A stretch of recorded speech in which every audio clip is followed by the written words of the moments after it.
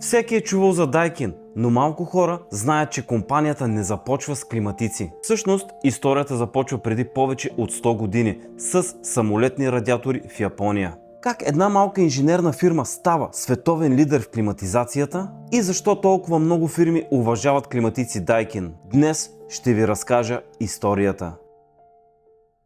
Основателят е Акира Ямада. През 1924 година основава компания под името Осака Кинзоку Когуошо. Първоначално фирмата произвежда тръби за самолети и метални компоненти. Но най-интересното тепърва предстои, защото Daikin все още не произвеждат климатици. Компанията е инженерна фирма, специализирана в метал, тръби и индустриални компоненти. И точно това се оказва ключът към бъдещето. През 30-те години Япония започва да се индустриализира все по-бързо. Фабрики, градове, производство. И с развитието на индустрията идва нов проблем – как да се охлаждаме. По това време климатизацията все още е нещо ново. Скъпо, огромно и достъпно само за големи индустрии. Но Daikin започва да вижда потенциала. Те вече имат нещо изключително важно – опит в топлообмена, металите и тръбните системи. Всъщност, един климатик работи точно чрез контрол на температура, налягане и топлообмен. Тоест, инженерните знания, които Daikin трупа от самолетната индустрия, започва естествено да ги насочва към охлаждането. И тогава идва момента, който променя компанията завинаги. В края на 30-те, началото на 40-те години, Daikin започва активно да разработва хладилни технологии. Не просто части, а системи за охлаждане. Компанията инвестира сериозно в изследването на хладилни агенти, компресори и по-ефективни методи за климатизация. И това ги отличава от много други компании по това време. И честно казано, в днешно време, когато работиш с климатици Daikin, усещаш точно тази инженерна технология. Всичко е направено много премислено. След Втората световна война, Япония започва да се възстановява. Градовете растат, появяват се офиси, магазини, жилищни сгради. А с тях, разбира се, идва и огромната нужда от комфорт. И точно тук Daikin правят огромен пробив. През 1951 година компанията създава първия Packaged Air Conditioner в Япония. Това е исторически момент. За първи път Daikin не са просто инженерна компания, а истински производител на климатични системи. И от тук нататък историята става наистина голяма.